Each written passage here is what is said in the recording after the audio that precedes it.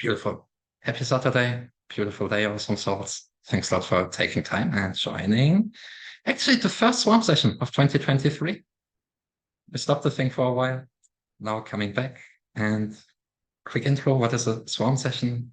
Swarm session was one of the very first community events in Project Catalyst, which we started early 2021, then kept us going for a while. The sessions are usually mostly about everything Catalyst Cardano, more on a general perspective, not that much going into individual projects or proposals or whatnot. From the past, each conversation ended up with PAs or VCAs or CAs. Maybe we got over this now. And yeah, main purpose of the Swarm session always like what we believed since the beginning as a global community coming together and hear and understand each other's perspectives, opinions, views, and visions, and trying to find a common ground. And emphasizing that just because we are not agree doesn't mean we have to be enemies. And really emphasizing on, even if we are not agree, try to understand others. There's always some truth in what we hear from other people. And even if feeling offended or attacked or whatnot, we can do a lot in our regard to turn this into something productive. And today we are going through a proposal, most likely the most impactful, relevant proposal on Project Catalyst so far in general, which is the funds operations by IOG Catalyst Team proposal. And Stephen prepared a nice short presentation, which we will go through. And after the presentation, we will open up an open conversation and pretty much giving the floor to everybody on thoughts, concerns, hopes, and whatnot. And yeah, ideally getting some nice insights and building a more complete common understanding of what is going on with this proposal. Any questions? No. Cool. Okay, shall I dive in, Felix? Yes, go for it.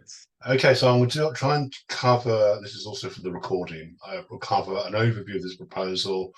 Obviously, I'm not going to cover everything, but if you could leave questions and discussion to the end, it'd be appreciated. And hopefully, it will get some thoughts going.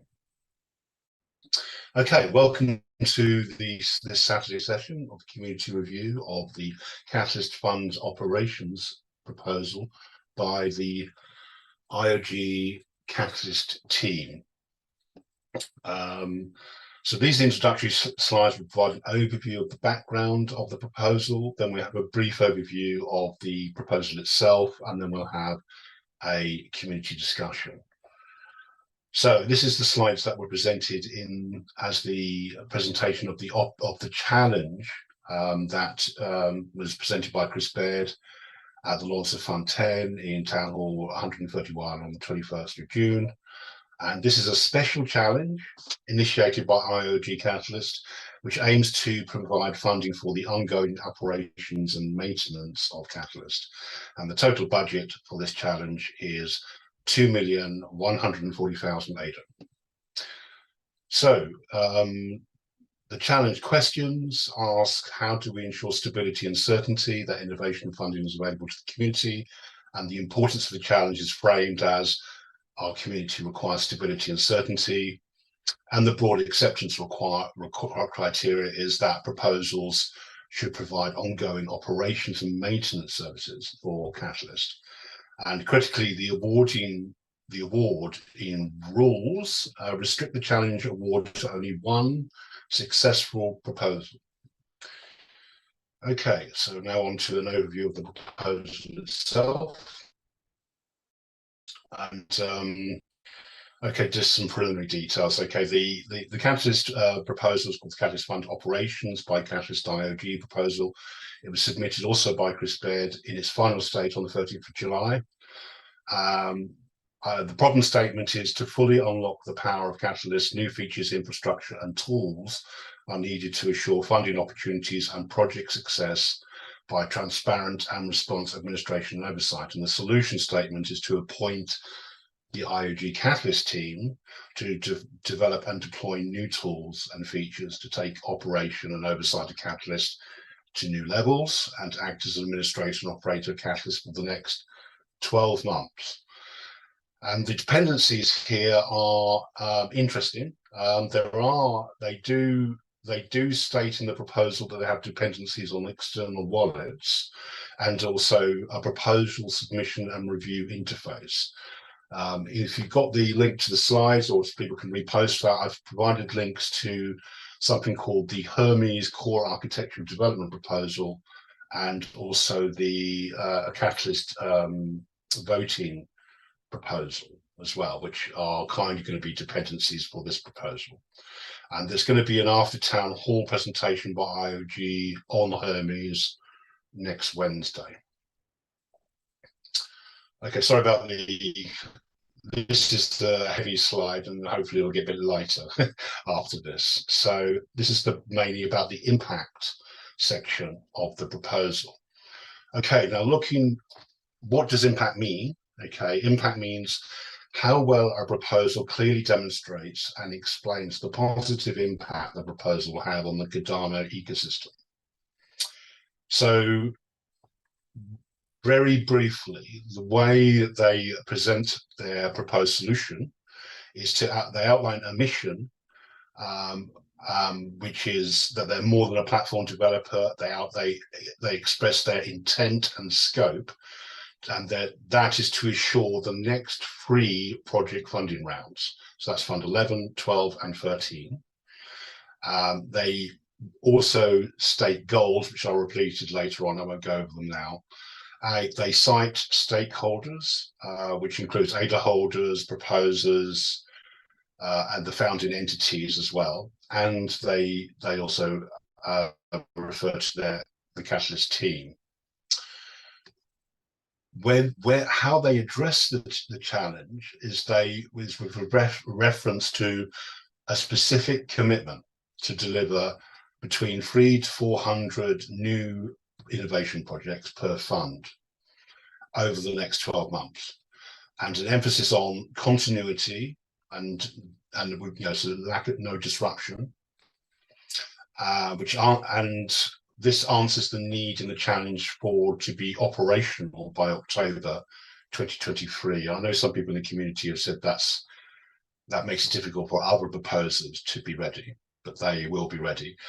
The IOG team also cite their 3-year track record of delivery, their community collaboration record, their record of operational maintenance, which fulfills the operational requirement in the challenge. There is something missing, which I noticed. There's no specific reference to something that was put in the challenge setting, which is a community review, which will evaluate the fund operator's performance and determine if they can continue as the fund operator. So we could see ourselves as part of the initial community review for that. And it might be reasonably inferred that the community will continue to review the progress of this proposal if it is voted for and funded for. Okay, they intend to measure the success of the project by processing an estimated 1,200 funded proposals over the next 12 months. And they will aggregate, measure, and analyze a number of data points relating to those proposals, such as voter registration, performance of the voting application, administration of idea submissions and community reviews, metrics related to the voting phase, and Catalyst network participation, which is promotion and marketing, and execution of funded proposals, which refers to the Milestone reporting administration. And these measurements or metrics will be published at the end of each fund completion, which is also something important to bear in mind. So that's a commitment from them to publish results at the end of each fund. The cumulative data will inform an end of year evaluation report as well. So they're also committing themselves to an overall end report, which will collate all this data. And finally, the outputs and results will be shared using weekly newsletters, all the familiar stuff, weekly newsletters, fortnightly technical development updates, weekly town halls, blogs, and most importantly, the Project Catalyst annual impact and evaluation report. Okay, so sorry about the overhead of that. There's a lot to cover there, but I can continue on to capability and feasibility. The main part of this section is about issues of trust and accountability. Now, this is very interesting, actually, because they aim to establish trust and accountability by establishing legal clarity, by creating an independent entity, which is going to be called, they refer to as a catalyst funding vehicle. And that will maintain catalyst accountability and that will maintain a catalyst accountability model through milestone. Well, they will also maintain a catalyst accountability model through milestone-based proof of achievement, and they're committing themselves to create a service level agreement for their catalyst seed account transfers. So their main goals, I won't go into great detail here, but are to basically to operate the free funds, maintain the voting infrastructure, maintain proof of achievement, initiate education, deliver reports, and transparency. The transparency particularly is of interest because, again, it refers to this split that they're talking about between themselves, as operators, and a catalyst funding vehicle. Just carry on. Milestones, and this is have lesser detail. This slide is mostly of interest in terms of how they're responding to the operationally to how milestones are delivered. So you notice in this first milestone, well, all the milestones actually, they're based on a range. So milestone 1 is a range across a whole year. I don't know what that means in terms of fund disbursement, whether they're intended to receive everything at the end of the year or, you know, incrementally. So milestone 2 is fund 11, milestone 3 is fund 12, milestone 4 is fund 13, and they all have similar, well, the same amount of budget apportionment for the delivery of those milestones. And then finally, the last milestone is a project impact report and evaluation of outcomes, which is a smaller amount. I won't go into outputs because, again, I don't want to overload people with information, but that is something to look at, the more detailed outputs from these milestones. Okay, the actual budget itself, so the first milestone budget, they refer to the cohort management cost. The next 3 milestones are the fund milestone budget apportionment. And then the 5th milestone, the 5th milestone budget category is the final interim and annual report. So it's interim reports and the final annual report. Technical infrastructure costs are 200,000 ADA, and that includes a lot of software tools and payments for platforms and server farms and things like that. And the total cost per fund is 2,140,000 ADA, and there's the total there of 6 million, which is the entire budget apportionment for that challenge. I won't go into value for money because, I mean, again, there'd be too much information. We can come back to that at some point. Okay, and really just bringing it to the end, how to give feedback. People have already left comments under the proposals, and I would encourage people to do that, to put that's part of the process, to discuss it constructively on social media, and to participate in community events such as our town halls and this swarm session. So thank you very much. That's the QR code for link to the slides. This is a collaboration between Swarm, Governance Guild, and QA-DAO. And that is it. Thank you very much. Nice. Thanks a lot for the overview. Really, really, really good, actually. Then, Volks here. What really curious. What are your thoughts? What does your brain does thinks about the proposal? Joey has his hands up. Please go for it. So when I first read this, the first thing that came to mind is you're putting together a proposal that only you're qualified to perform, and you're only going to select one vendor to perform it. I mean, they have the team, they have a proven track record. I'm not against this proposal, but I'm curious, is this their entry into the MBO as a members-based organization and receiving funds out of treasury? And at the same time, they were already performing these same tasks under IOG and being funded by IOG. So is there some double dipping going on there, or or what is their plan? And if I kind of step back and take a bigger picture, Felix, you'll remember one of my first acts as on the Catalyst Circle, was to bring a letter from a swarm community like this to IOG, and it was basically about transparency, so that and I'll have to hand it to Chris and to Harris at the time and Danny.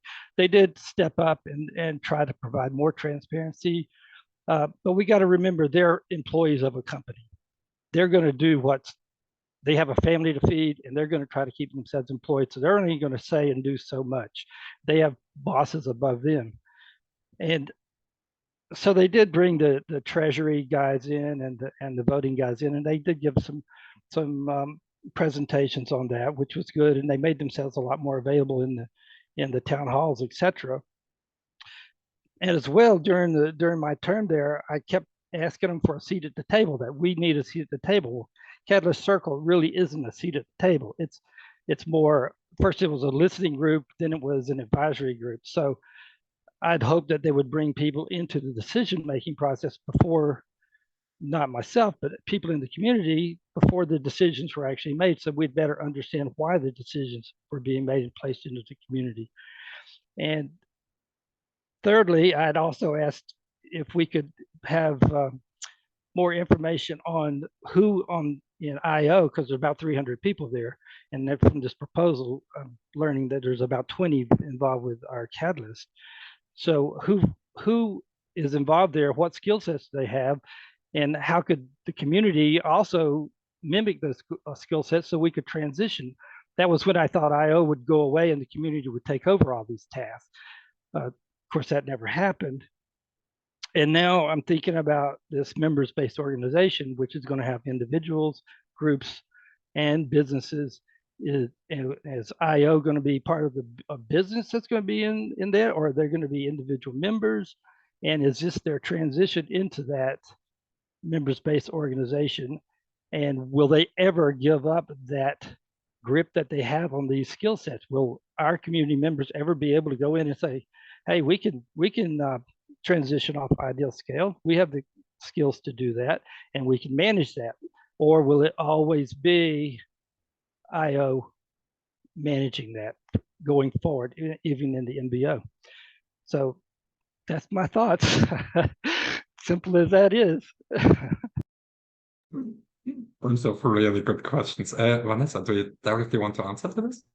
No, I don't. I want to add more questions. There's some crackers there, Joey. But my first question that I noticed is right there in the problem statement. They mention oversight, but I haven't read the proposal in as much detail as probably I should have done, but I can't see it in there.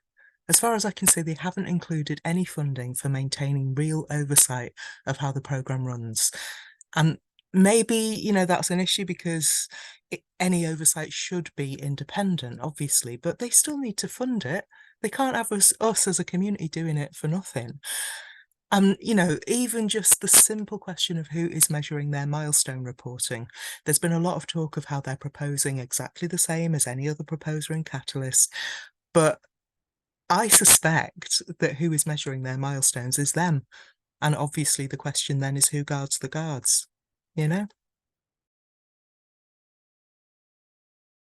If I can play the role of Catalyst and answer some of these questions. I'm double dipping. Okay. The one of the key parts of this proposal, which they may try and defend themselves, Joey, is this the trust and accountability section, where they wish to establish legal clarity by separating out the operational from the funding element.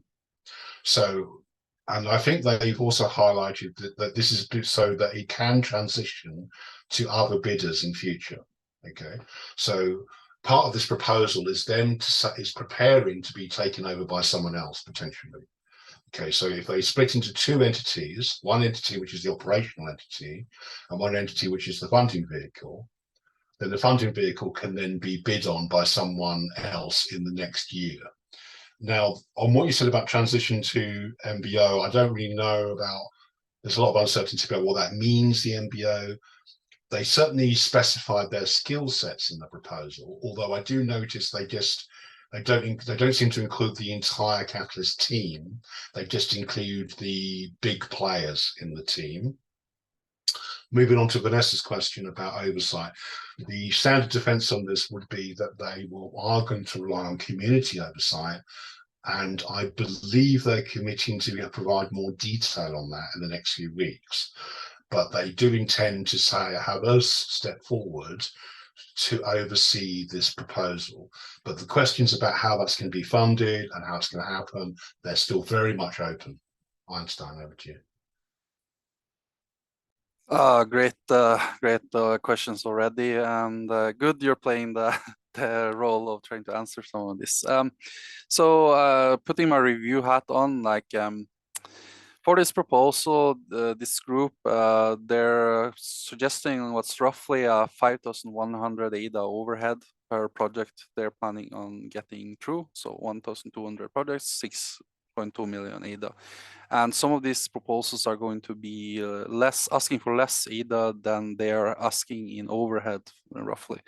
So this is something I wish the proposers would have a plan for, like how are they going to try to reduce this overhead going forward and making this visible for the people who will vote on the proposal. Yeah, that's my first part. The other part is like their budget. They have a milestone section where they have roughly 5 million, and then they have a budget section where they are 6 million. So it's a mismatch there between those two. Like I wish they would detail more carefully between those two as any other project. My third is like usually projects try to open up for collaboration, and this project I think definitely would be something to highlight, like how could others collaborate? Like it's a giant undertaking, and I would love to see like more of the community being able to participate in such an undertaking and drive costs down through that. So that is something I, as a reviewer, would recommend. That's my take.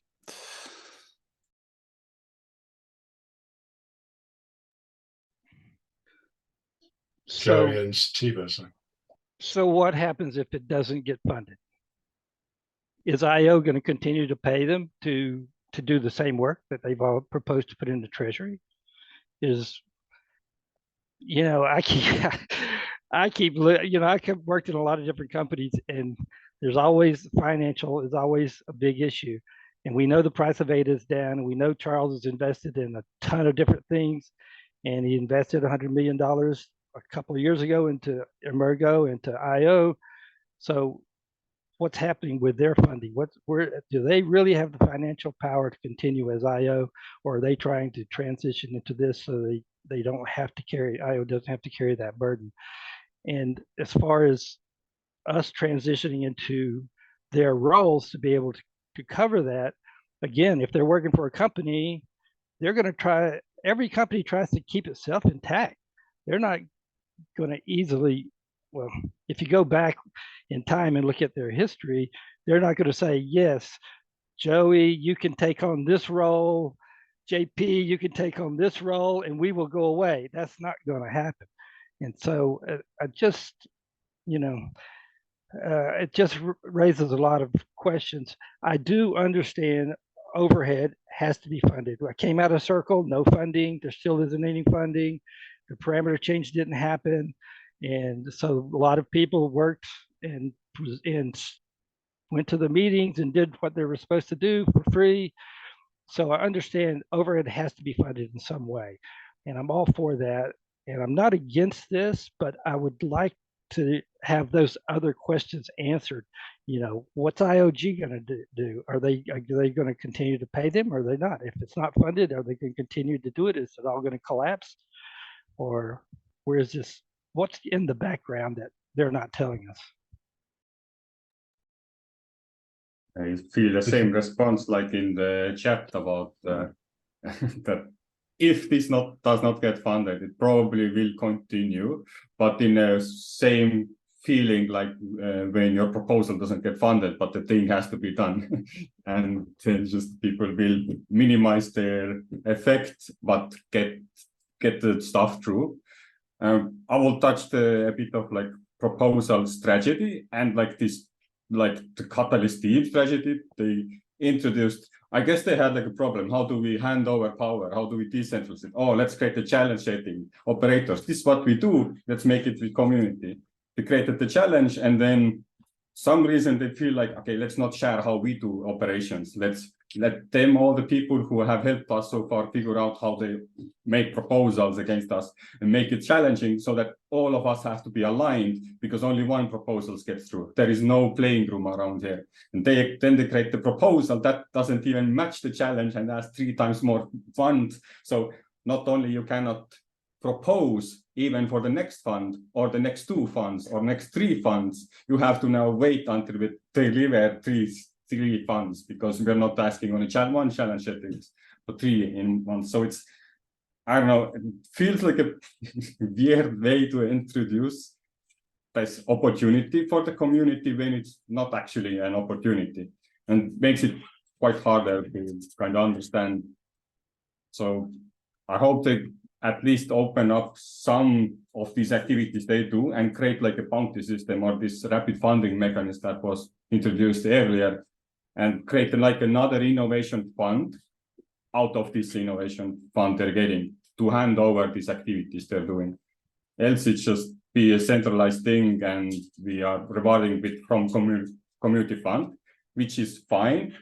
But most likely if it doesn't get funded, like through the strategy they're using now, then what happens is the SIP 6094 is now more moving, and they probably push that into a state where they can make a decision. Okay, let's create a new innovation fund. We need Catalyst because we want decentralizations. We have the white papers to prove that this is working, and they get that incentive anyway, because this is a plutocratic system, and most likely most people are aligned that this is what should happen, and the only person they trust is IOG because they have been doing it for the last 2-3 years.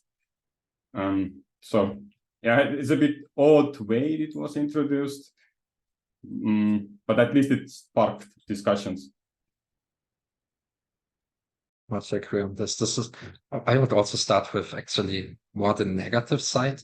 I can't understand why there was so much silence, and almost from community side, it feels like hiding on this public approach. Like even just this and last week when I started to reach out to Catalyst OGs and hardcore folks, shocking amount didn't have any fucking idea on the proposal even, which tells something, because these are the people know very well. Other point as well, Catalyst team, if you watch this, I would expect from you to act as role models. And you didn't respond to any of the comments on your proposal so far, which is really fucking odd. You always say, hey, proposal, submit early, get community comments, get feedback, improve your proposal with this feedbacks. And there have been several questions from the community on the IdeaScale proposal. None of them have been responded to by the IOG team. I think this is really poor. I think you can do much better there. Just showing at least the respect the people put into reading through the proposal and submitting their comments. An easy answer from your part wouldn't break a crumb.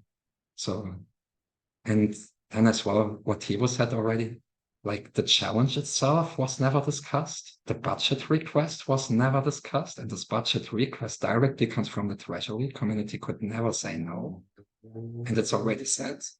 And this challenge is so fluid that all other proposals in the challenge stick to the 2,140,000, while IOG is asking for more than 6 million, which is fucking out of scope. You're disqualified yourself. because it doesn't match in any sort the challenge actually, which you created by yourself in a unilateral way. These are, let's say, for my part, really the most concerning part. On the good side, I would anyway say it's a very brave attempt from IOG team to come down, let's say, from the ivory tower, become a proposer, and going through all the shit and trouble we as community are very well used to. And also just by, showing actually, okay, what include main catalyst operations. Though even on this side, you speak a lot in the proposal without telling anything. Most of the information there from a review perspective are not relevant at all, because it's always on a very superficial, very surface level, never explaining exactly how things happen. What I would assume pretty much from proposals in this challenge.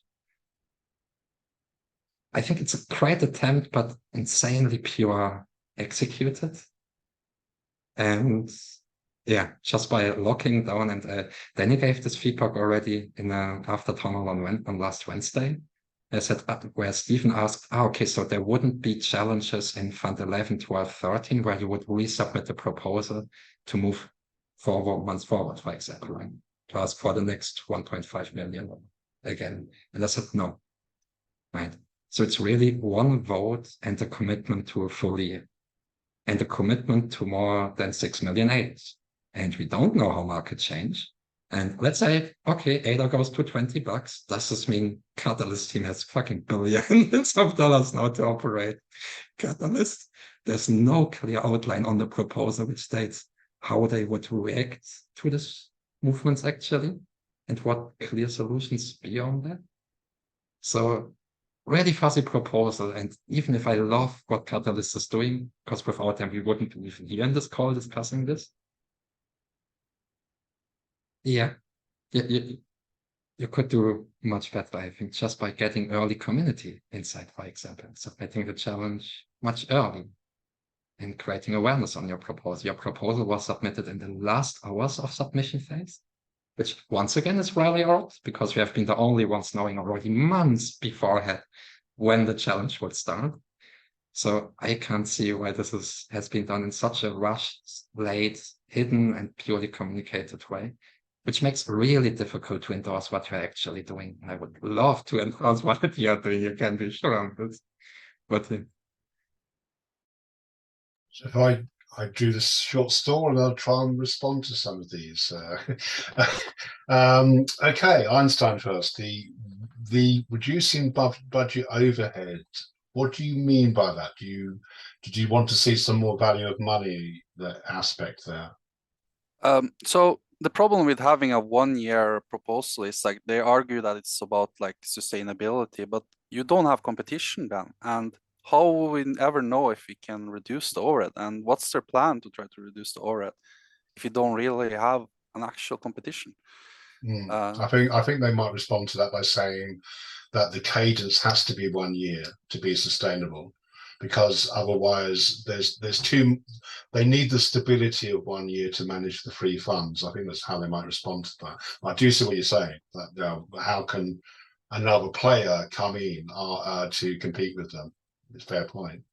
What if they're not funded? I mean, can they not be funded? Is there a way they cannot be funded? So would they have to just have more down votes than up votes? I don't know, because they all they need is enough votes, isn't it? Sure, I'm not sure about that. But on the issue, Joey, of every company intends to maintain their own dominance in, they have responded to this previously by saying that it's part of their mission to decentralize. Now, whether you take that at face value or not, that's really, IOG has consistently said that. So, whether they mean it or not, the challenge setting issue that you raised, Tevo, is the challenge was drafted by Chris and the proposals drafted by Chris. So there is some issues there, although arguably you could say that the spirit of the challenge is to provide a template so that people can submit it to it in the long term, although that may be stretching a point.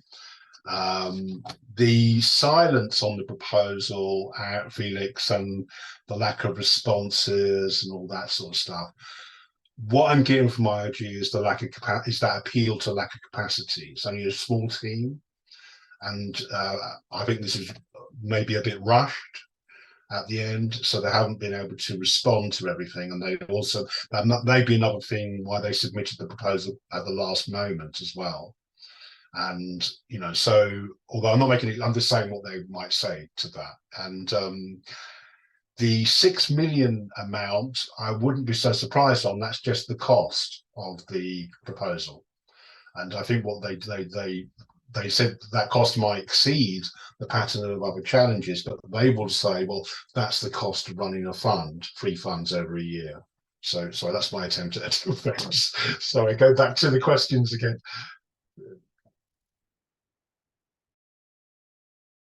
I'm not sure the order, if it was me or Joey or Vanni. Okay. So two things from basically same as Felix, is like a good plan but bad execution. Like, I really like the intent of this, but if it's really going to be 1 year, and I'm not sure I accept that, like that argument, that it, because this is something completely new. It's never been done in all of the other treasuries, and it really breaks the competition aspect. So I would like the community to try to step up a bit now and compete with this. Like, for example, we in the Nordic community are planning to create a treasury of our own and try to see if we can cut down costs and try to lead by examples. But it's really hard when you're now in ADA to actually have for a full year. As Felix pointed out, it could be worth $1 billion for all we know. And it's also very hard for other competitors to actually then have a team and arrange for a full year of operation. So like it really has a very high threshold. It's almost like a monopoly. And that's what I'm concerned about. Like, how, I don't think it's their intent, but like, I think we as a community need to carefully consider this. Like, how can we create a good competitive environment so they get better and we get better? That's my point.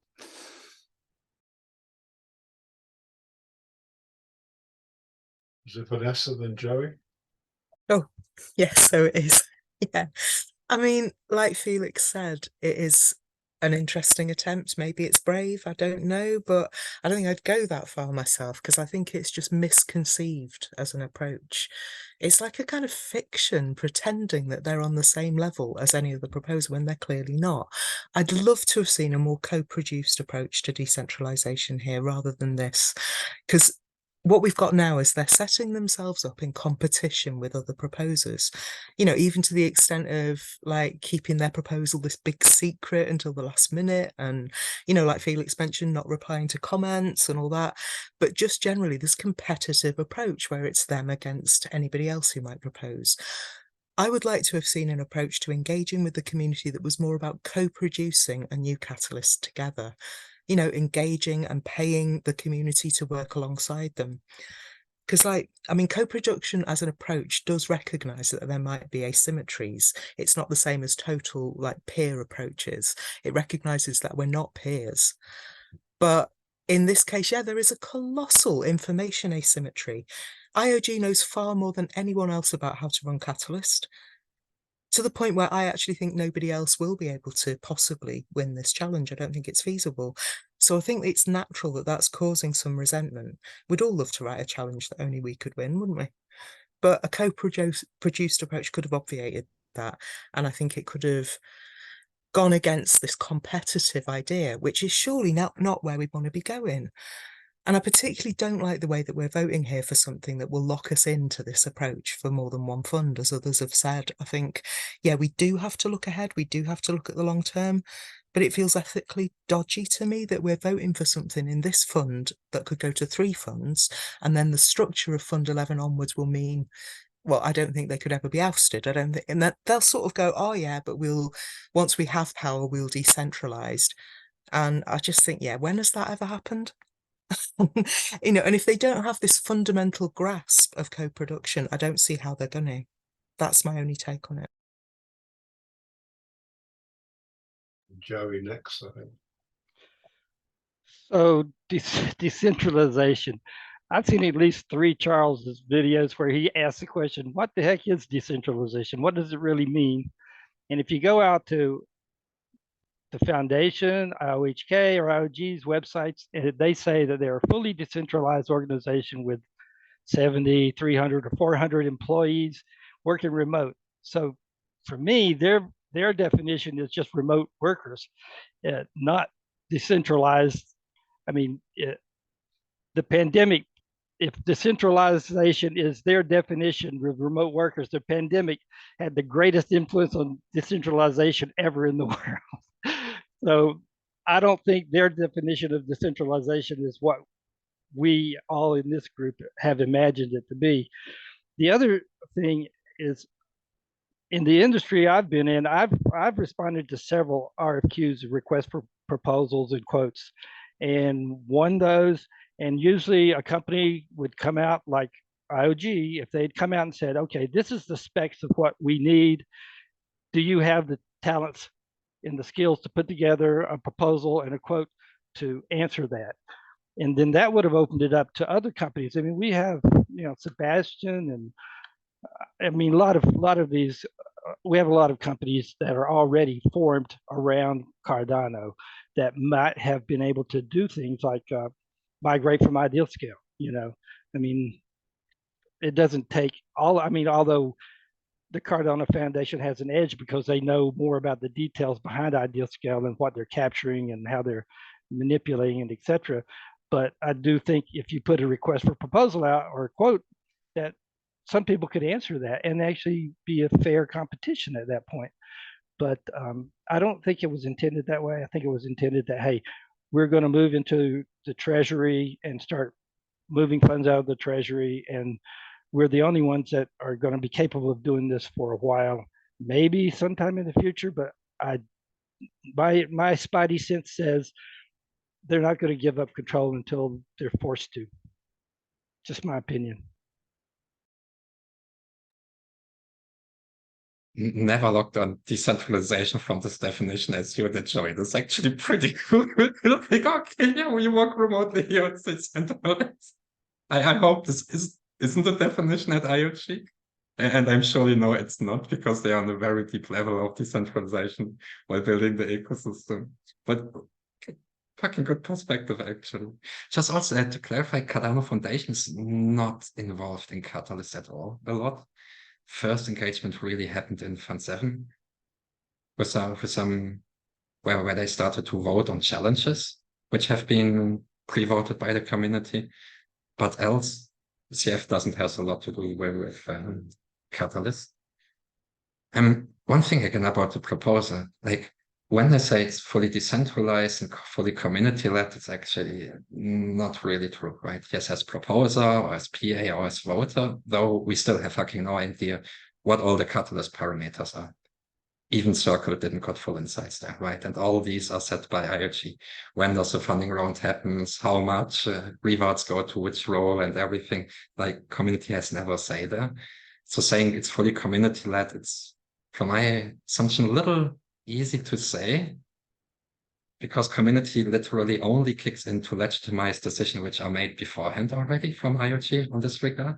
And to frame this as a democratic process is best case naive, worst case devilish, because this is how really shitty governance works. And on the proposals, well, when we think about decentralization, I would expect to say, okay, go for a year, but ask the right question. After a year, what would be there to replace you? I would say after 1 year, we successfully arrive to culture community capacity so that IoT becomes obsolete and community can run the whole thing by itself. This would be definitely a proposal about decentralized innovation funds.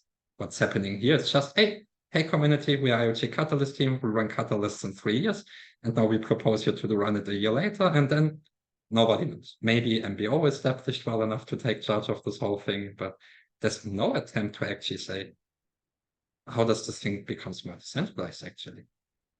It's nothing else than keeping the status quo. On a rhetoric challenge that was mentioned already, there is only one single, let's say, competent proposer. It's a rhetoric challenge actually.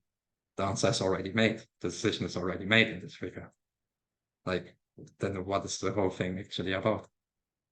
So I just like to understand anyway what the outcomes of the proposal, or how the outcomes of the proposal relate to decentralization. Because it actually doesn't at all. Doesn't show us how they want to build actually community capacity to take charge of any administrative or operative things at Catalyst. Okay, if I take the role of defending Catalyst again a little bit. So, by the way, Stephen, that's so cool to you. One of the most critical Catalyst taking charge for Catalyst. Chapeau, man. But someone asked who I was. Okay, so no lack of competition, Eystein. Okay, that's okay to say. You can't expect maybe a founding entity to go straight into a competitive stance. Okay, there needs to be a transition to competition. So you could say that they could refer to this, because there is a fundamental commitment to legal clarity, and then a separation between the operational and the actual fund itself. So already that is a structural change over a period of time, okay, which actually could be arguably represent a precursor to decentralization. And also the legal clarity addresses the uncertainty around ADA a little bit as well, potentially as well. So I would say that. I completely agree with Vanessa. I'm not going to be critical on this on the co-production side. I do think that's a missed opportunity, because I think the path to competition could be eased by co-producing with the community. So it also, but again, to be fair to Catalyst, in the outcome section or the output section, I didn't go to it because I didn't have enough time to go into it. There is a commitment to educating the community on how to operationally get involved. Felix, for example. So that could be seen as a step towards decentralization. So basically they are saying that they want to educate the community in how to take over. A kind of decentralization in this context, Joey, well, yeah, it seems to lack a kind of overall context of what there seems to be like a little bit of a strategy here for a structural shift to a different model, but no overarching definition of what that means. I think they would appeal to, they are committed, Felix, when you say they're not committed at all to decentralization and all that, they do commit in the proposal to a community review of the milestones, for example. I think there is that kind of commitment. I know you're saying shaking your head, but I think that's what they might say, but I think you refer to this one, right? Initiate and educate program to help onboard new participants and enable growth in community-led competencies to cooperate Catalyst, supporting important Catalyst stages covering. Doesn't apply to it. It's testnet, proof of life onboarding, proof of achievement, so challenge team in this regard, and community audit. I think somewhere they also talk about, I think it may not be written very well. I think somewhere in there is a commitment to the community being involved in the milestone reporting of this proposal. But maybe it isn't. Milestone reporting is only challenge team, right? No, milestone achievement, milestone reporting. Yeah, well.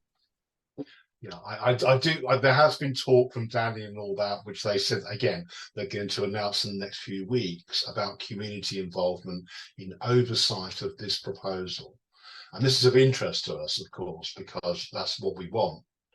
But we'll see. Yeah, I mean, maybe it's not clear.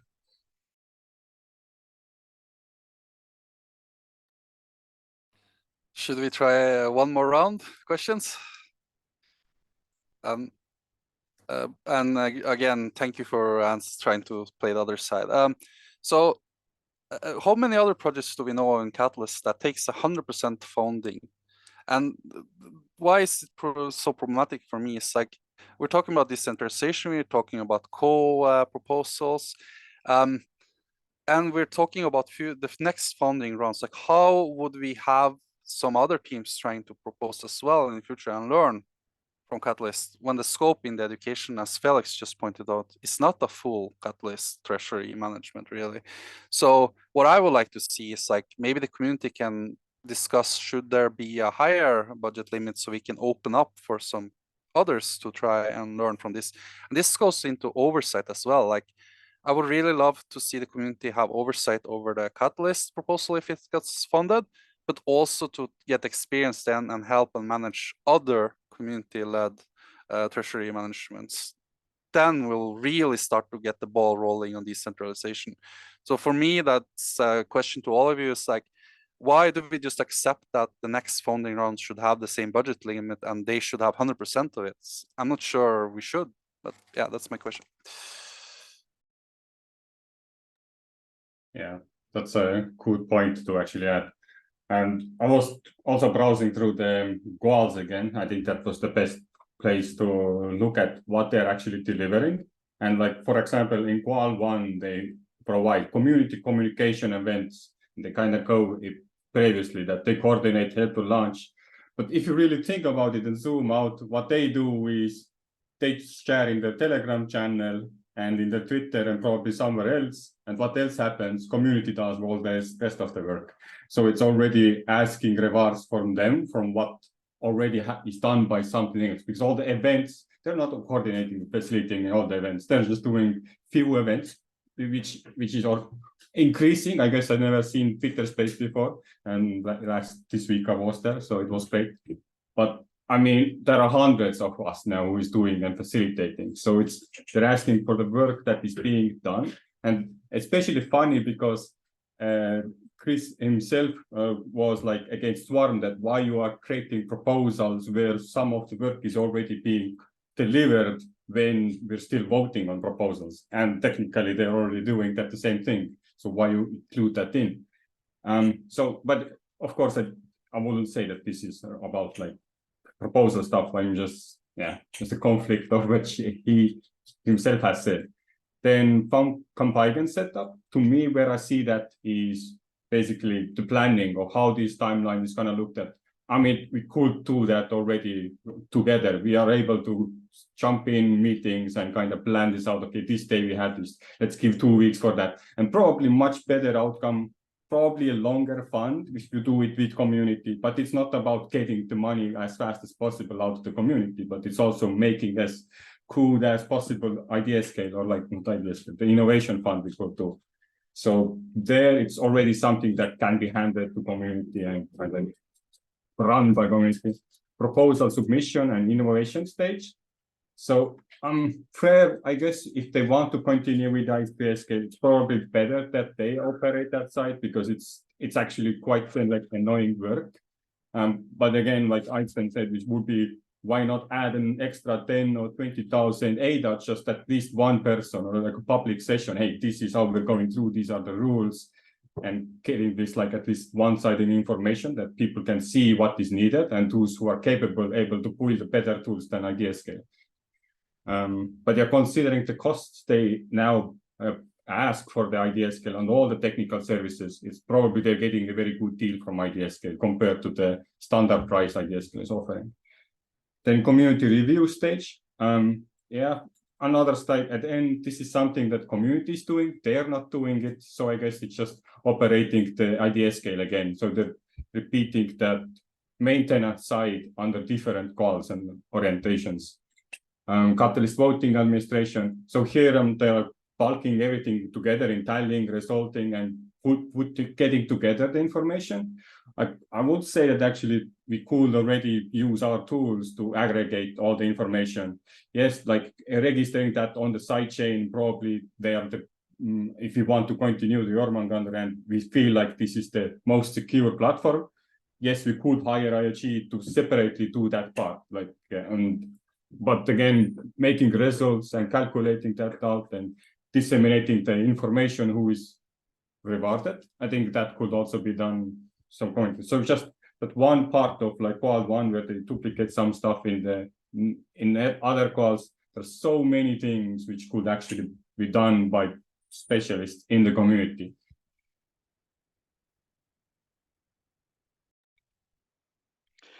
So for me, this is almost like deja vu of the sworn meeting from almost 2 years ago, where you guys put together the letter, which were, again, the heart of it was about transparency. We're all asking the same questions they were asking back then. And it all evolves around them being transparent. Why this proposal? Why now? What are their future plans? Can anyone in this community have a seat at the table so that they can discuss it with them while they're making their plans and what their future plans are going to be, so the community understands?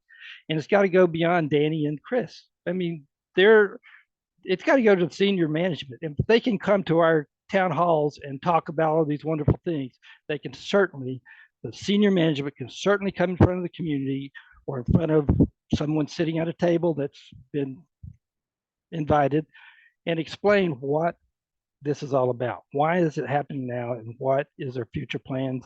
And so that everybody understands, because I mean, I'm all for voting for yes if I understood exactly what does it mean? What does it mean for now and the future? So for me, I invite senior leadership in IO to come out and talk to whoever. They can talk to anyone in this community for all I care, but explain what their plans are and give us a seat there where we can understand what's happening and not have to continue with the sworn meetings and a circle of questions and wondering what they're thinking and what's going to happen. They can explain it to us, and we're all adults, we can understand it.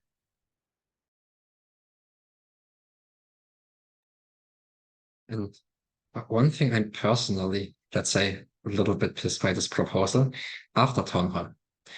After Town Hall was first run by Swarm in June 2021, after IOG hired Governance Alive, external consulting governance, whatnot enterprise to help set up community governance. And they introduced this open spaces, which Swarm at this time did already voluntarily. IOG said, oh, cool, hey, that's actually really good what you do here. And this was mainly two-door. They said, hey, let's collaborate. Guys, Swarm, take over. You have the chance, now you have to deliver.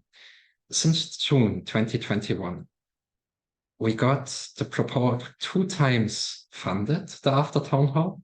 Most of the time we did this voluntarily because we really said, hey, this is a really important space. End of last year, we have been quite fed up with this and said, hey, okay, fuck off. Nobody wants to pay for this actually. Still, each time almost 100 people or more join the after town hall spaces. Was the most downvoted proposal in Fund 9 in the challenge, because we didn't even have our own challenge. And now looking on the proposal, and even then, even with 6-month catalyst stop, in the 6 months, we still hosted this. Kawe and Pete stepped up for this, doing this since over half a year for free, getting community sign-ups, setting up the rooms, reaching out to the co-hosts, getting recordings on the YouTube, spending shitload of time on this. And in the proposal itself, IOG mentions, furthermore, they will go on to host the town hall. Furthermore, the Catalyst team also intends to continue to host the after town hall breakout rooms regarding Catalyst program. Dude, you do fucking nothing there else than setting up a Zoom call. Everything else in this site is managed by the community. And you even know that we did this for free, not even being funded, and that's fucking not your job. Why are you claiming that you are doing this here? This feels really incorrect. By just knowing that there are people doing this for free, fucking their ass off, we even tried over several months to find other communities who would like to replace us, which ended up just with nothing, because it literally plays out, doing a thing on a real commitment, taking responsibility for ongoing thing without funds. No, thanks. So we didn't find anybody stupid enough than ourselves to move this on. And this feels just so much not correct. If you get the proposal funded, Swarm will out to you and we invoice you. That's so fucking much for sure. Like, you have to recognize this effort. And just by doing it and seeing that you literally brand this as your own initiative, yeah. Oh well, it looks like I'm going to have to defend them again. Sorry, but okay. So how do I do this? Okay, the 100% of funding from the challenge, Eystein. Okay, the challenge is a whole. The challenge addresses one project. Okay, so of course it would be 100% of that challenge. Yeah, so the whole challenge is created to address one solution. You may criticize that approach. I do see where you're coming from. You could say, well, that is centralization in itself, and perhaps it is, but that is why it has a rationale, because there can only be one winner of that contract to run Catalyst Fund operations, so that's why. I do agree with you that could be seen as centralization. Okay, Tevo and Felix not giving the community or claiming community contribution and all that. Yeah, I accept that. But think of this, okay, there's between 10 and 20 people on the team here overall on the Catalyst team, and they have to manage voting administration, wallet administration, idea scale, and proof of achievement milestones between all of them. Okay, so the bulk of the work in the proposal isn't that. I do think that it's a bit cheeky of them to claim credit, as it were, for community contribution, but that shouldn't detract from the fact that they do an awful lot of work. So particularly on like releasing, running after people's issues on idea scale, running after funding issues on the wallets, release on the funding releases, managing the voting system as well, which is a big task, and then the community collaboration in inverted commas on proof of achievement milestones, but they still take some burden of that. So Joey, on transparency, there is a flip side to being transparent and expecting the community to step up, and that is competency. And you may recall that Harris was concerned about this, that he was always looking for community competency. Like, is the community mature enough to step forward for a solution? So, and there's also a kind of double bind there. You can't be too transparent until you can trust the community to step up. Do you see what I mean? So maybe that's what's going on here. So that's the end of my defense.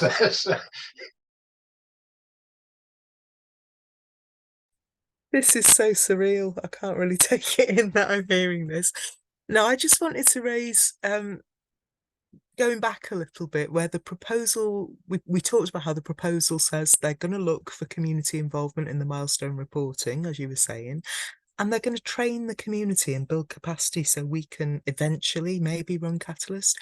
I've got to say, this means that, number one, they'll be expecting us to assess them in this proposal by the rubrics and the standards that they have designed, which I think is questionable.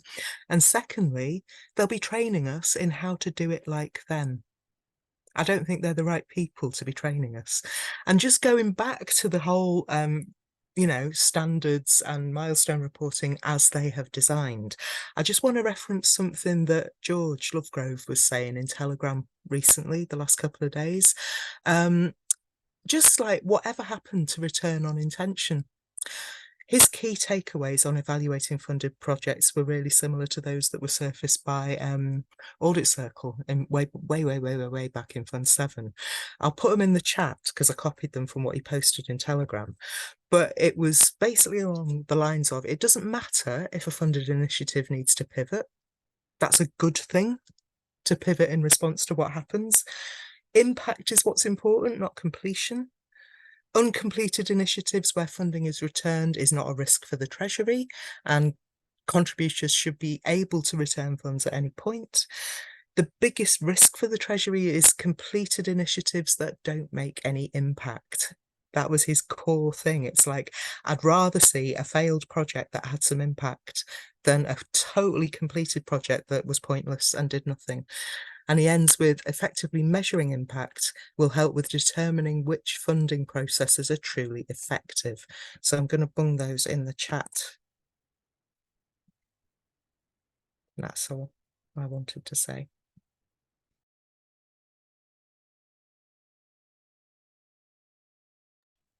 I heard some really good things now that I want to spin a bit more about. So as Tevo and Felix pointed out, we as a community are already doing quite a lot of the tasks that are described in the proposal. I wish that was more clear in the proposal, because it's a bit it could be more clear what is actually the community already doing there. And the other thing is, like, Vanessa really touched on a really important point, and this is why I'm about competition. Because don't get me wrong, I'm not about only statistics and the return on investment and those. We need impact, I fully agree. But what we also need is innovation.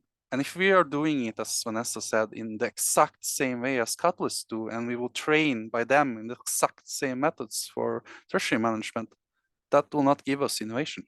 So I really think we should have more than one proposal for a fund. And this is how we will create competition, innovation, and impact. And there should be treasuries that are dedicated to impact and get really good people at creating impact and measuring impact. And frankly, I think many in the community could do just as good job on that as Catalyst. So, and I really think there are talented guys in Catalyst as well, but as a community, we need to start to value ourselves a bit more. We're doing a lot on free, but we have also built a lot of competence. So yeah, that's my points.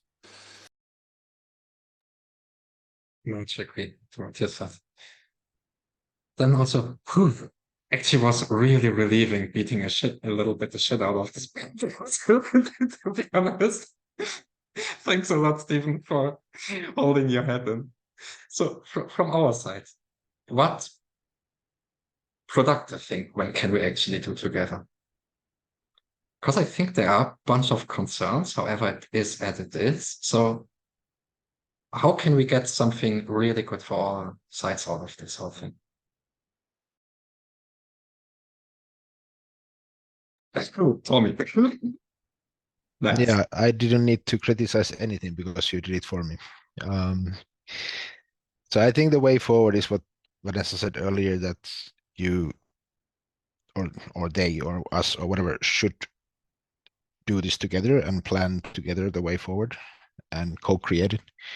And to do that is something that we have been asking for a long time. Just tell us what the parameters are, tell us what you're doing as a team, because there's different things, like we were discussing, that there's organizing things, which probably needs people. Then there's administrative things that might be able to automate in the future. So we don't even need people for that. There's different roles that IOG team has played, and they have, 21 people doing different things. So lay it out there. What are these things? Okay, this proposal is actually a good first step for that. So the community sees that these are the things that they have been doing. So then we can start taking bits and pieces and see, okay, maybe you could do that, maybe you could do that, and maybe we can automate that, and maybe we can do this differently and whatnot. But we definitely shouldn't take what they have been doing and failing at for a long time and replicate that as a community. It doesn't make any sense.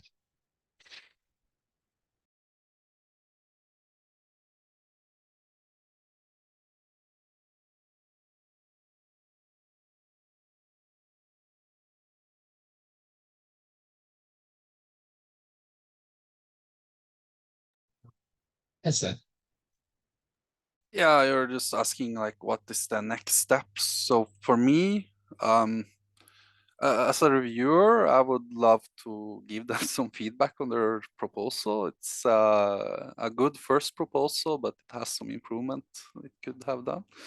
like making it clear who does what, making a match between the milestones and the actual budget. Also a plan for longer term execution and handover, and as others said, like what if they don't win the vote. And for me personally, I like to build some competition for it and try to do a local treasury and maybe something in Nordic community. And ideally, I also would like to do something with Swarm. Like I see so many of you guys have been here for so long, and I'm meeting you in all kinds of workshops and all the competence that is built over time. So if someone is going to step up, I forget who it was who asked it, but transparency, like again, we need this transparency and we need some oversight. And I think Swarm can do a perfect job for that. Yeah. So thanks everyone. So much like Tommy, I feel you guys did a great job of highlighting all the critiques, so I didn't need to add in any additional things. I guess my main takeaway is, yes, okay, we need some more on-ramps to community participation. But I think what I would like to hear from the team is, why is the rush and the necessity right now? Why are we we're all flailing to figure this out, and we're the, some of the most informed people in the community on these things, and we're just learning really in the depths of what it entails. It was raised earlier that, okay, well, if this doesn't get funded and, everything in the challenge gets downvoted, what happened? I think my request or my suggestion is, why can't we put this till next fund? Why can't we allow people to have more time to develop? And that could include IOG opening it up to community development. But instead of rushing it through, hammering through, and really we're just taking a massive risk, which Catalyst is already a risk.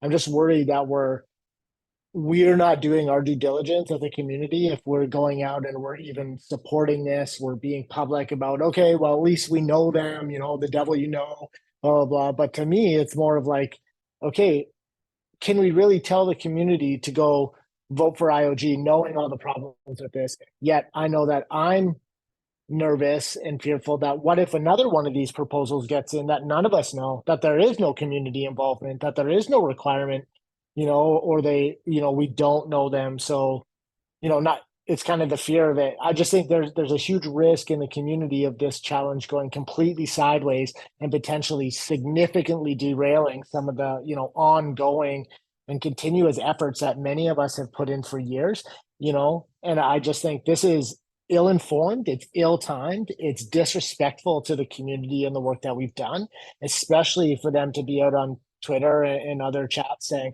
well, we told you, it's not our fault that you didn't, read every single blog post and attend every single after town hall, and you didn't understand the depths of it, because I know many in this room did all those things and you still didn't get the depth and understand what it means for this challenge for the future of Catalyst.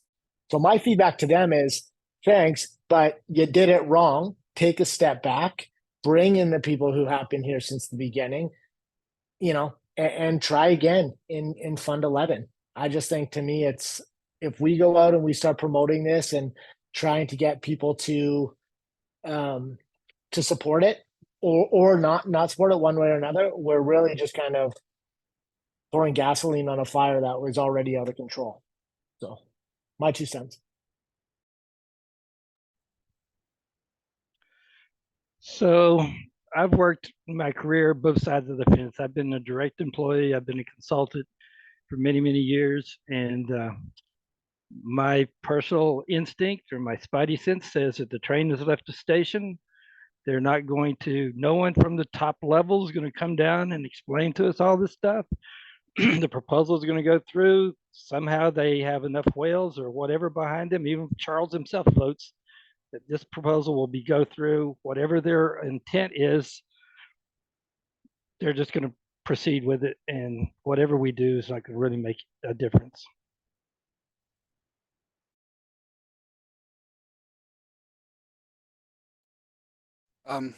I think we have to remember that this proposal is a different type of proposal than what we have had before, and the requirements and ethical considerations are much higher for a system that distributes funding than for a project that's contained to something, one task or one. That in itself requires more transparency. And I don't think we can stop the train, as you pointed out, but I do think we can get some demands regarding transparency and get some demands for what's the plan now for the oversight, because it feels like a leftover thought. Like, it feels rushed, to be honest. It feels really rushed, the whole thing. There doesn't seem to be a plan for oversight and handover. Can we really not say that we are not rushing proposals? I think every fund, I'm always like, okay, before fund starts, I make sure my proposals are ready, and then last 2 days, oh, actually, this is the proposal we should be making. Maybe it was for them to, oh, that's the real last hour rush. But something constructive. I guess what has happened, like those who have been able to kind of follow on with innovation funds and figure out how it works and how to improve these systems over the many months, or some for us it's even years. It's now a capacity issue to even have like a constructive workshopping with IOG team itself, and especially if we've been trying and we cannot get really results. Like I'm not really expecting that this proposal will change anything for us. What one thing we can learn from this is what not to do for the strategy, because there are other places, other blockchains, other groups and organizations that are making innovation funds, and this is like a clear situation to show, well, what happens if it's centralized control is taking place, what kind of community feelings there are, even if it's a large group. Are you still able to get stuff through, or what are the risks that can happen? And because we are people, and people will flow to different spaces because of actions people take on top or on a layer above community, so to say.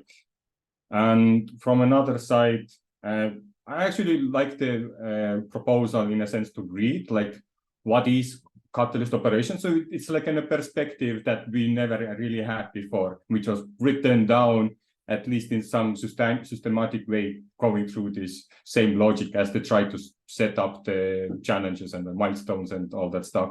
So yeah, something to learn from there. But yeah, I would also say that it's like rushed and probably like more a draft. And now when you go to a review, to me, it's the first time I read it, I'm like, there was another proposal put in where it was said, hey, help to now make it that it could get funded. And I said, that will cost me around 40 hours to actually do something like that, because there is so many details. Like, you're asking a lot of funds, and they are not asking, it's a repetitive thing. So it's easy to kind of scale it. Oh, we're not going to do it once, we're going to do it 3 times.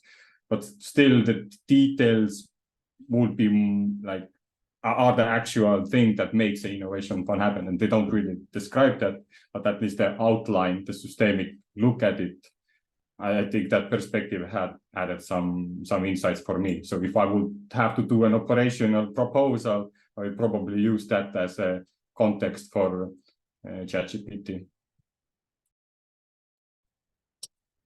Yeah, I just want to flag something that I'm seeing, that I just heard and that we're kind of seeing in the chat here, is about us going back and saying, okay, well, make some concessions, help us with, getting community onboarding, or, to the transparency. What are you going to do for us to make sure it's transparent? Are we going to go to every single other proposal in that category and offer them to adjust their proposals? Are we going to say, we're going to work with you as a community to make sure that this proposal gets through, not yours?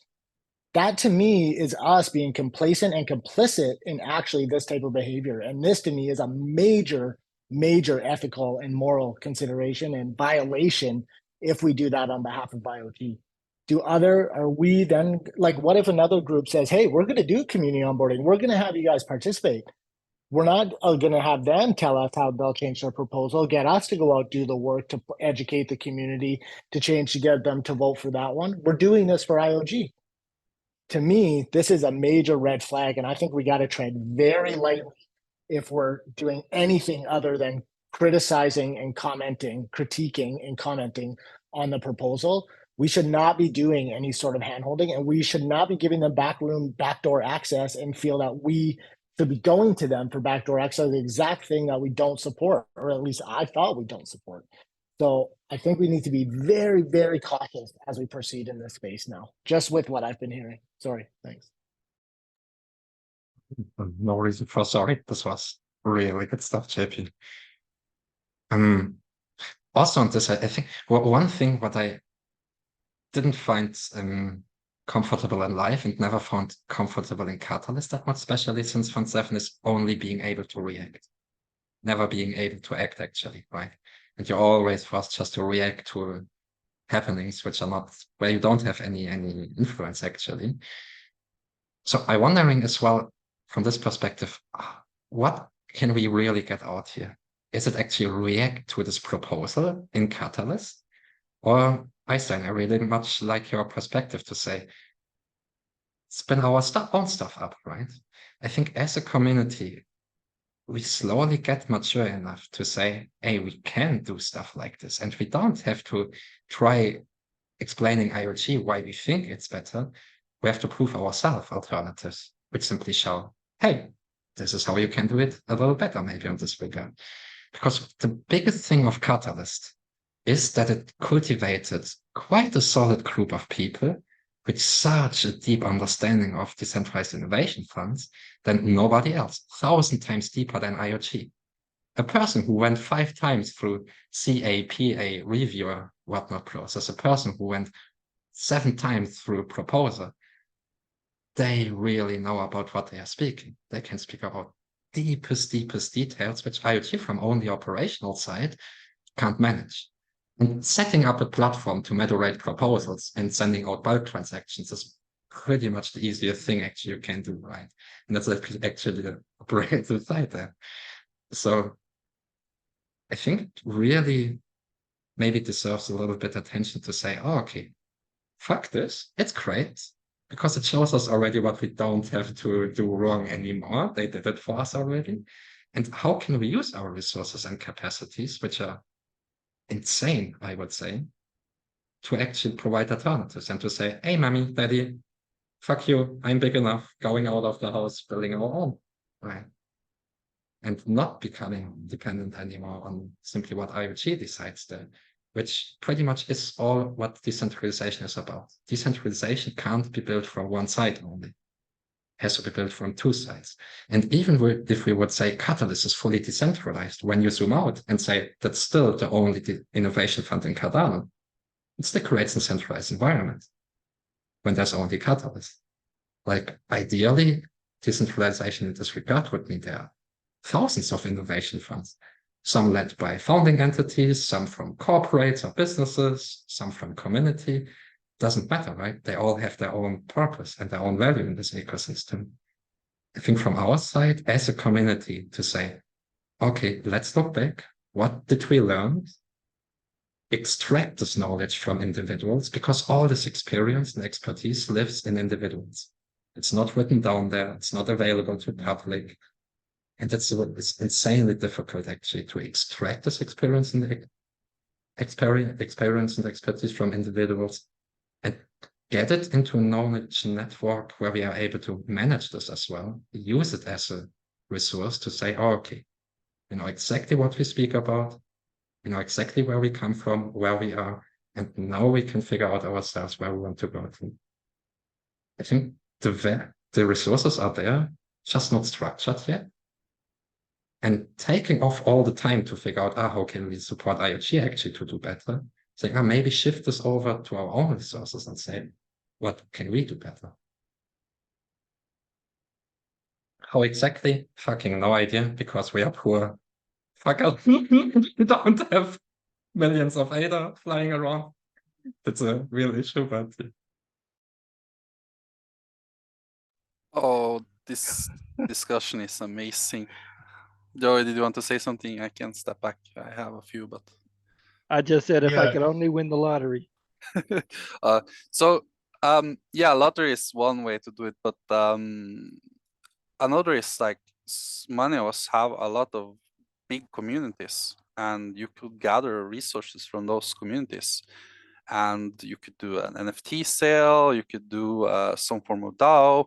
There's so many opportunities to create these treasuries. And as any parent, like you could either create an environment and push your kids out to do something on their own, or you can create the competence that your kids actually will find their own path. And I feel like that's where we are in this cycle. Like we have, as Felix pointed out, we have the competence now, and we can actually try to do our own things now as well. JP touched on something really important, and for me, like that's one of the core reasons I had a real problem with it being like taking the whole fund, because it creates a very special category where there's no plan B. So you are in a very weird position, like you really want this to succeed, because what's the alternative? And JP pointed correctly out, like, is it really a problem if they had to go back to square one? But for me, like the more elegant way to have done this would be to have had more than one, and then actually had some competition or co-creation, as you pointed out. And one final point. So Tevo touched upon something very important, like we can learn from this proposal. And what I would like to see is we have had these treasuries that's been very inclusive to people who already hold a lot of ADA, but I would like to see funds that actually do different voting methods, like quadratic voting, methods that actually creates more inclusivity for new people, because that's how we really grow this. Like not only create thousands of the same type of treasuries, but actually new treasuries that reach out to new type of people that doesn't already have lots of resources in Cardano, because that's how you onboard new people to Cardano. Okay, that's my points. I have a cunning plan, actually, but the special categories require special oversight. So special circumstances require special reactions. You know, this is not something that, you know, it's like, is this relevant to the point we made earlier that if a proposer is putting forward their own metrics to judge how they are being assessed, with a CA or review will be within your rights to question that, in my view. Okay, so I propose we actually just start community reviewing the proposal now and cost it. So this meeting, we should resource the cost of this meeting, for example, and invoice IOG for the cost. We have a whole series of meetings to go through and a whole lot of outreach to do, which of course cannot be assisted by IOG because that would be a conflict of interest. And also we have some major outstanding questions regarding the proposal, particularly on parameters. If you notice, where there's a black box in the proposal where they talk about parameter preparations, and they don't go into any details of what are those parameter preparations. You know, how could we cost that? They're not going to give you money for nothing. And also the full team is not resourced. They only have the major members of the team. So that is anti-competitive because, you know, if they do have 20 team members working on this proposal, we'll give the full-time equivalent for their contribution, please. So then we can have fair competition for the proposal in future.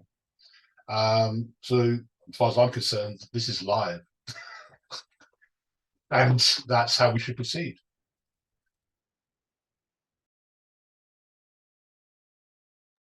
Yeah, you're not wrong. I just really quickly wanted to ask a question that was in the chat and I'm still not clear about it. If all the proposals in this challenge got so thoroughly downvoted that all of them were not only not funded but not approved, then that's it, none of them get funded, right? They don't pick the least hated and fund that, do they? No, there are two rules that one is that you have to have, I assume it's the same, like 50% more yes votes. And another thing, what could affect here crazily is that let's assumes one of the proposals gets like 10 million downvotes and their proposal gets only 1 million upvotes and no downvotes, or like something there, because they still won't get funded because they have X amount of, like there is a percent of how much votes you would need in total from a total. But I don't remember, I haven't watched these rules like so long ago, so I can't find them. But there is a two ways basically how they don't get funded. So if not fund like voting at all would probably help. Or can someone correct me? Did they say that they will be continuing to go through this proposal and talk about it after town halls and things like that? They didn't say that. On the Yeah, they do.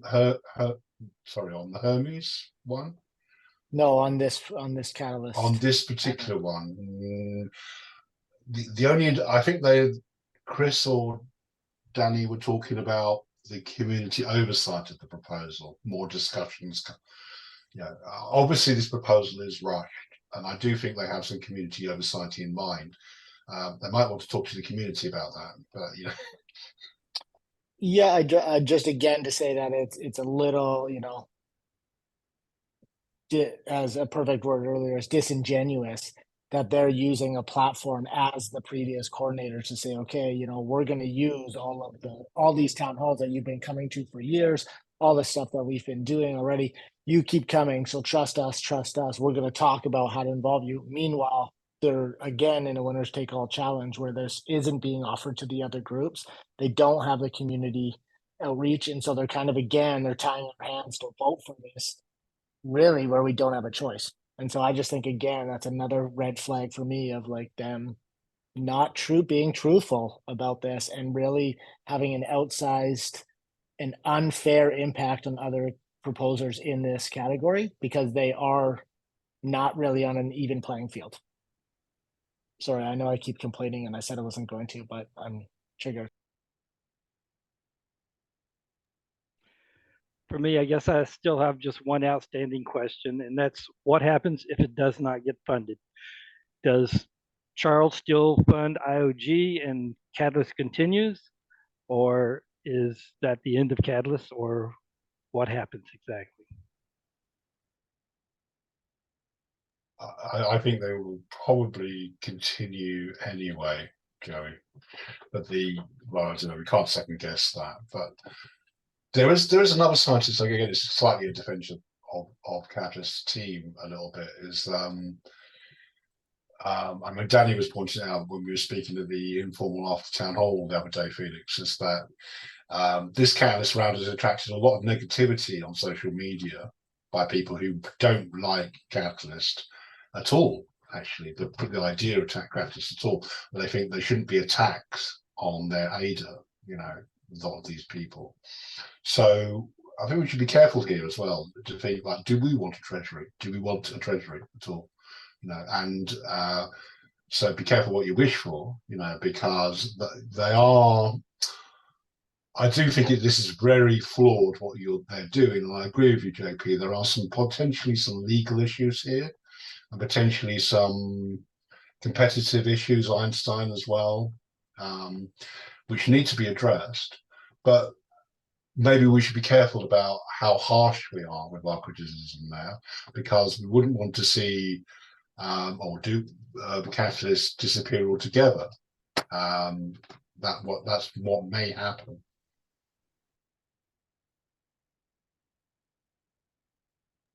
You just made my point even further. You just, you know, really show that we don't have an option here. The option is you vote for IOG and hope that they take our feedback and we support them, or we risk, who knows? We can look on the whole channels as well. Did you read through the other proposals already? Because actually two, which are quite interesting. We can say as well, what would actually happen if another proposer would get funded and not IOG? We didn't discuss this scenario as well, right? And one of the proposers is Dominic. Maybe you remember him. He was very early Catalyst Folk, first funded proposal in Fund 3 for marketing campaigns to bring more folks into Catalyst. Really good guy. And there's another one as well. This could be actually a really good challenge, right? Because how would IOG actually react to this now? I could also think of a proposal idea actually with Fund 11, which would be to, if it got funded, it would draft a competitive tender for Catalyst. So the community would, if it got funded, the community would draft based on this information, And also it would require information from the IOG team because it would assume the separation of the fund operations from the fund itself. So it would require sort of freedom of information, if you like, JP. Yeah. And then you would say we propose to construct what a competitive tender would look like, because this isn't a competitive tender, as people have pointed out, that they are holding all the information. There's information asymmetry here in terms of they have all the cards and they're dealing all the cards, kind of thing.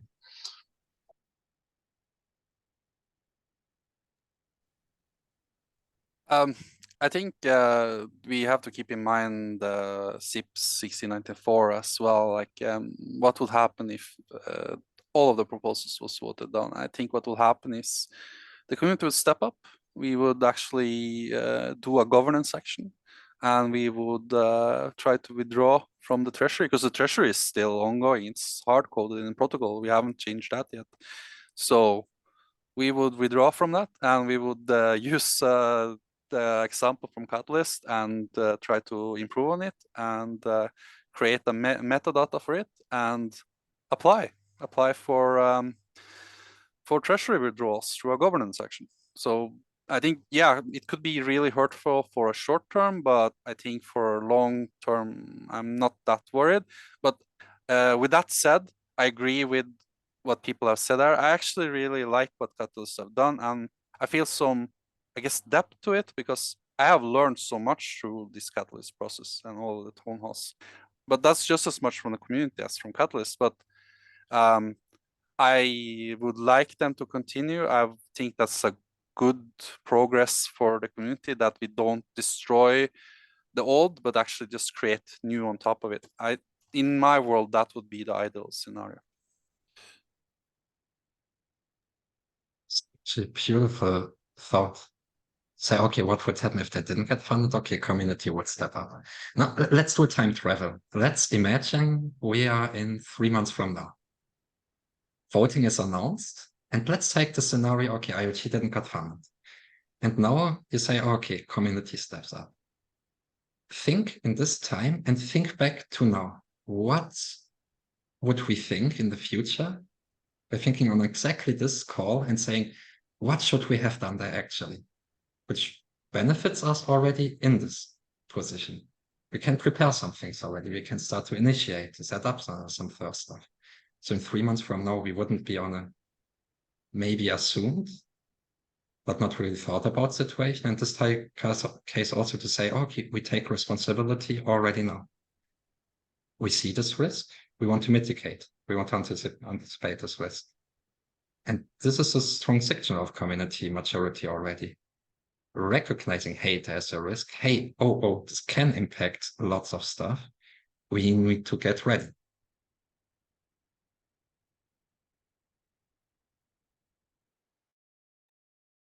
I don't know who likes to write, but I don't. But if there is somebody who does like to write proposals, I think we could do a better proposal, like operations, and then simply lay out maybe not one proposal, but make like a family of proposals. That we're addressing collaboration here, treasury management here, voting and all the governance stuff like this way, and like split all these different segments of stuff into things that we're able to do, or in at least include that, okay, some things we are not able to do, who do we service, who do we partner with? So we can be a little bit fuzzy, but at least we are fuzzy in the level that we know where we kind of target the requirements. Like, okay, Timber Labs can do the Bluetooth and all the development, or IOG can mess with the Jormungandr and do their side. And for the marketing, we could do a joint operations, and all the 20 or 50 or 100, I don't know how many communities want to reach us and say, okay, we have this budget. If you all accept it, we won't get rewarded from this, but it's like a symbolic reward that you are like sharing these kinds of events, and we have a timeline. And all of that could be wrote in proposals, and some of them we kind of have in proposals, but you need to be more catalyst oriented. So we are in this ecosystem, we're trying to scope it down to make this innovation fund the best as possible. Eystein, do you think the community could take over the voting element? I think ideally we have some data. I think a few projects, like we have some DEXs doing voting, we have some DAOs doing voting now, we have seen creation of SBO polls, but I would really like a two-track thing, like what we can do right now, but also what research and what we can do to even improve it further. Because this is a criticism I had from the start with governance. It's like to have just as much resources poured into research for governance than we do, and it's gotten a lot better since then. But I think as a community, we also need to think about that, because at some point IOG will not be doing the research to further governance, or we should at least mitigate the risk, as Felix said. So that's one part of it. Yeah, I shouldn't talk more. You would just ask that question. I have more in my mind, but continue, Stephen. No, I just wanted to pick your brains about that, and because I know because Photrek and all that work, and SnapBrillia as well, testnet and all that. But Felix, step in. Actually thinking about what can we start and what do we have and what can we get on? Let's say we have a quite massive community, which is pretty awesome, actually. I like Tevo's approach actually to say, okay, let's say an alternative proposal. Because one thing, if I can share my screen for a second, last year in December, we started to set up this first initial draft of Cardano community governance workshops as an initiative started by the community and a bunch of folks from Cardano Foundation, and IOG jumped on it as well. Our main attempt in this phase was to say, okay, we kicked off Voltaire officially in November last year. We said, okay, now we need to get community insight on how governance goes through workshops and all this stuff. So we wrote a whole proposal on how such workshop would look like and everything and all the stuff, also about CIPs and everything.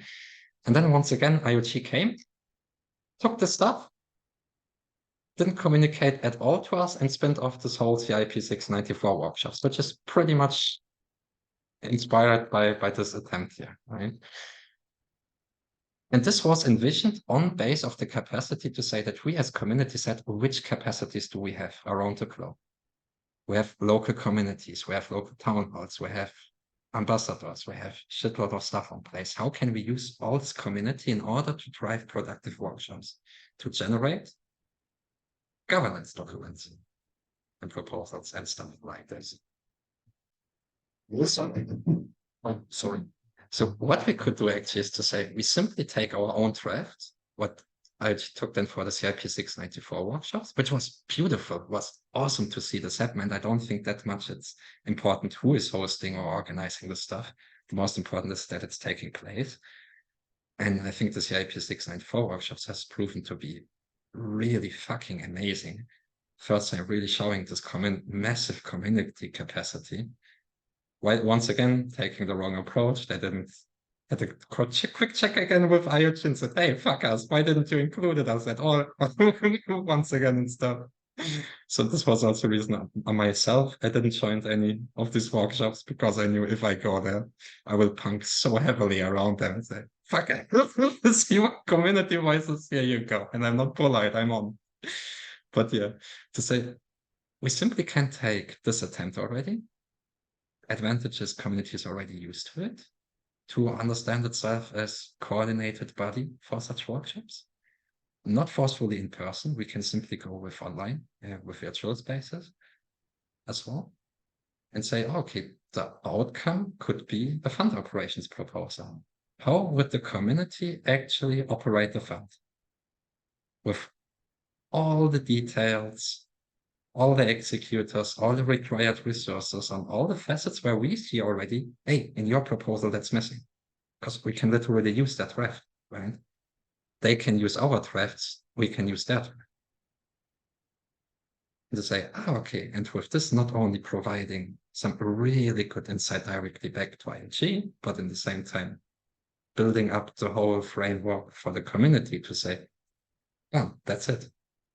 In the best case, fully publicly accessible as a knowledge library on, okay, decentralized innovation funds by Cardano community. And then looking how to execute slowly on this. Saying, okay, what is the roadmap to implement this proposal actually?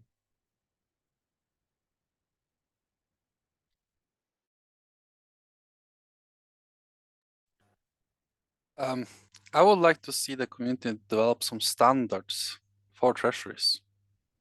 A SIP for treasury management. What is the minimal viable treasury management? And why? Because we already see the need for like transparency, ethical rules, like all this kind of metadata around treasury management. And as Tevo pointed out, like how would we as a community approach treasury management? The likely thing is like we need to identify all the roles, and we need to identify like what can we do directly from the community and what can we outsource. And the start of that is to create a document that really creates the standards for treasury management. So you can work out from that. What's the minimal way to treasury management?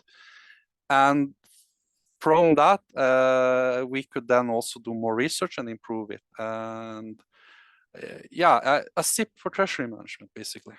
That's my point.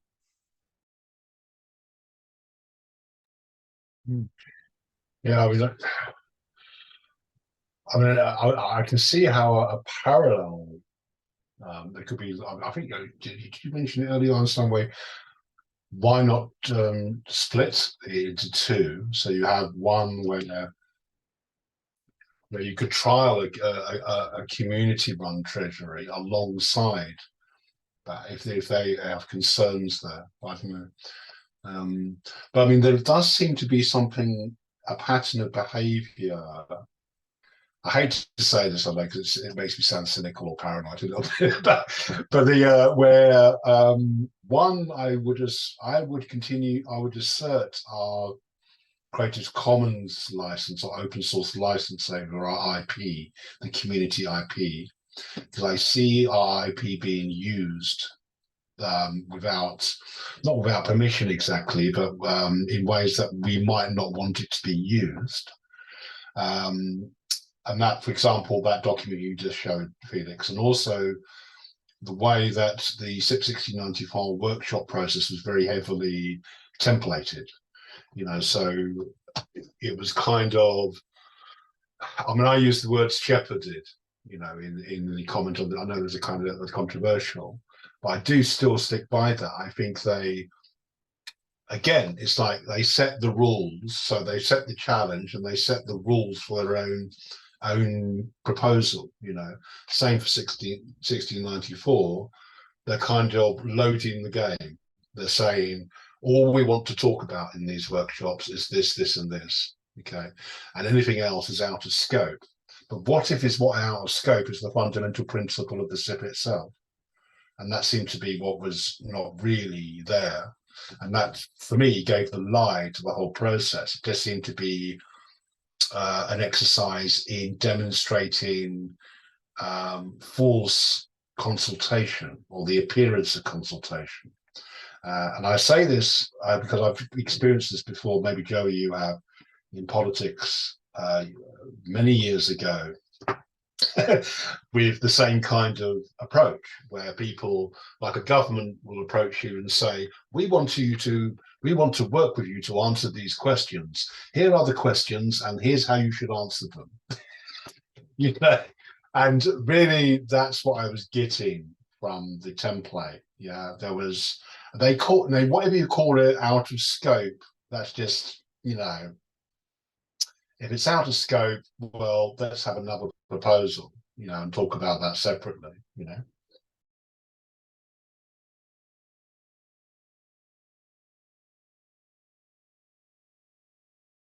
Sorry if I'm taking up a lot of time talking here. I'm just passionate about this. So, Eystein, to this note, your brain, I fucking love your brain. Don't stop.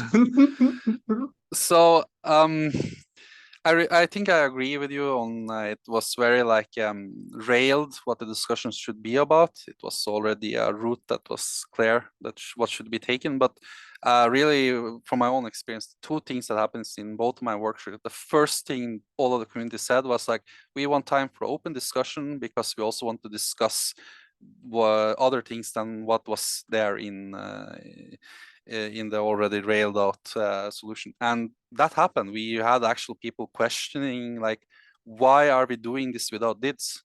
I had that in both of my work sessions. Like, but for me, I am like more pragmatic about this thing. I believe in iteration. I believe in evolution of things, but I also want to be careful about two things. Like, and I have said this so many times. Like, I'm afraid of fracturing of the community if we do not give minority voices a voice out, because I can easily see situations where 51% will be correct, and we have 40% that's really not happy with situations, and I can see that fracturing, like Ethereum Classic. This has been a classic problem in the whole of blockchain. So I really want to have research on outlets for minorities, and I want this to happen in treasury management. And I think this is a hugely important thing for the future of Cardano. So that's my own pet peeve about this. And I'll just end it there. I have so many things in my mind, but too many train of thoughts at the same time. That's a good note to, I mean, if we do we want to wrap up? I'm not sure. Felix, do you want to say a final word, or should we continue the conversation on for another few hours? I remember Scrum sessions going on for 6 hours. Oh my goodness. I've been tired. What do people think? Should we give it a stop, or do you want to move on? I think we could knock the recording off, and then if anybody wants to stay and chat further, but it just feels like it's going to be a lot to document, so maybe we need to stay with our capacity to record it. Okay, Yeah, so let's go with- it's on the hour as well, so it makes it nice round figure. Yeah. We are doing things for IOG right now, and we maybe want to limit our time we put into that. Then let's go with Tommy last, and then we start the recording. I just wanted to mention on the record that about a year ago or so, I felt that we are kind of moving towards this community-led vision that it was supposed to be. And now I just feel very defeated because of this. I feel disappointed. I feel almost lied to. So it's not a very nice feeling.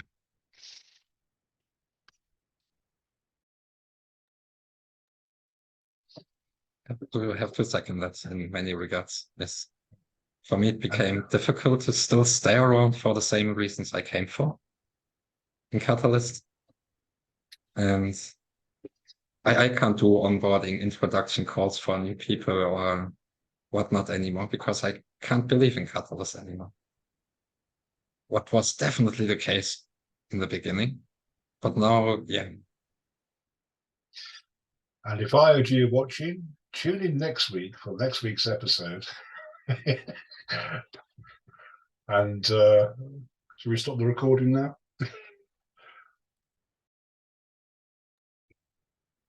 See you out there.